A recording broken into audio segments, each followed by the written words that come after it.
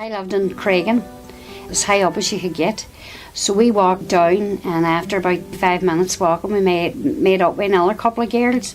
So every kind of state that you went past, you met ones that worked or worked in the vicinity, and you all walked down together. Nobody busted anywhere. So there could have been maybe a dozen of yous in a row, walking down, all linked on to one another,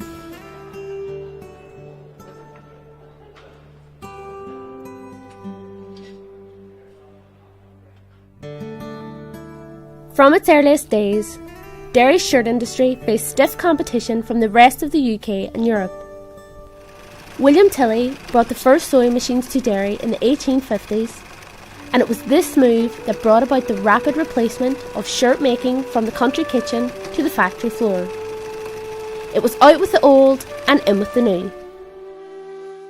Left school at 15, and like everybody else in those days, you left school 1 week and you started work the next week. If you were lucky enough, you got somebody to train you on a particular job, but you always had an aunt, and I had 3 sisters there before me, so they were training me before I went in, for weeks, how to work a sewing machine. Well, I can only speak for the Star, and the Star was absolutely brilliant. I mean, we went in the parlour for a smoke, and the parlour was going on and turned the bucket upside down and sitting on it. And I remember one particular time the boss brought his wife in to see us, and I said, "Do you smoke?" And she says, "Yes." And I said, "Would you like to go in the parlour for a smoke?" And she says, "Aye." So she thought she was going in to comfortable seats, but she went in and I turned the bucket upside down and said, "Dear, sit there." The First World War brought about lucrative uniform contracts, bringing Derry to new industrial heights, earning the workers of the city a mention in Karl Marx's Das Kapital. Shirt making in Derry reached its peak in the 1920s, when the shirt factories, together with their associated outworkers, employed over 18,000 people. Ulster became not only principal shirt supplier of the UK, but also of Europe and the British colonies. Well, Derry had a great reputation for turning out brilliant shirts. Their shirts went all over the world, and it's so sad now when you look around our city and only see 1 or 2 shirt factories. I used to fold the shirts as well. So do you write your name and address, on the cardboard that the shirt comes on, and hoping you'd get a pen pal? We must have done that for, about 6 months. They were all caught at it. But 2 girls actually got pen pals, a friend of mine's, and she ended up marrying him, an English fella.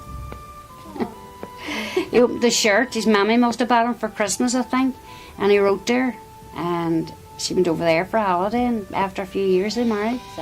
We had great fun, and we earned great money. And everything that you earned, it wasn't for yourself, it was to bring home, to hand into the house, because I was one of a big family, and I was one of the older ones. And you knew that everything that you earned, it was to bring home to give to your mother and father. And you were lucky if you got half a crown back again to take you to the dance on a Friday night. And you would have tucked your clothes in. We had big pressers and irons. So anything that you were going to wear that night, you had it already pressed. Derry was a port for the Navy. When the Navy came in, the Derry men didn't like that, because the Navy men come in and took over. And they would have danced all the girls, and the Derry men didn't like it. They took umbrage at that. By the 70s, fashion took on a multitude of different styles and influences.